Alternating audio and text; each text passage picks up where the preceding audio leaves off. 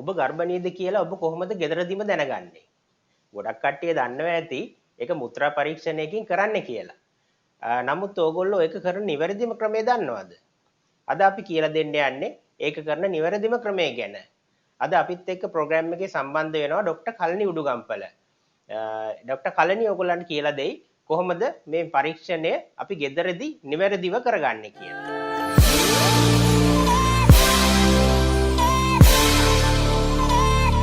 මේ සඳහා දවසේ ඕනෑම වෙලාවක ගත්ත මුත්‍රා සාම්පලයක් පාවිච්චි කරන්න පුළුවන්. මේ ඕනෑම ෆාමසියකින් ඉතා සුළු මුදලකට ඔබට ලබා ගන්න පුළුවන්. මුලින්ම බලන්න ඕනේ ඒකේ කල් නිකුත් වීමේ දිනය කවදද කියන එක. ඊට පස්සේ මෙහෙම පැකට් එක විවෘත කරලා ඒ පටිය එළියට ගන්න. මේ පටියේ උපරිම මට්ටම කියලා මෙහෙම ඊතලයකින් පෙන්වලා ලකුණු කරලා තියෙනවා. මුත්‍රා සාම්පල් එකට මේ පටිය ගිල්වද්දී මේ උපරිම මට්ටමට පල්ලෙහාට වෙන තෙක් තමයි ඒක ගිල්වන්න ඕනේ. දැන් මෙන්න මේ ආකාරයට මුත්‍රා සාම්පල් එක අරගෙන මේ පටිය අදාළ මට්ටමට තප්පර 10ක් ගිල්වා තබලා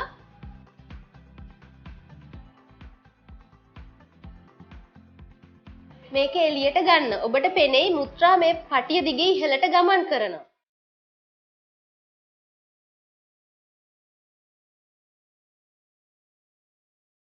ඊට පස්සේ පැතලි පෘෂ්ඨයක් මත මෙම පටිය විනාඩි 5ක් තබන්න. දැන් ඔබට පෙනෙන ආකාරයට මේකේ ඉරි දෙකක් ආවොතින් ඒ කියන්නේ මුත්‍රා සාම්පලය පොසිටිව්. එහෙම නැතුව තනි ඉරක් ආවොතින් ඒ කියන්නේ මුත්‍රා සාම්පලය නෙගටිව්. එහෙමත් නැතුව මුකුත් ආවේ නැත්නම් ඒ කියන්නේ මේ පරීක්ෂණය නැවත සිදු කළ යුතුයි කියන එක. දැන් ඔබට තේරෙනවා ඇති මේක කොයිතරම් සරල පරීක්ෂණයක්ද කියලා.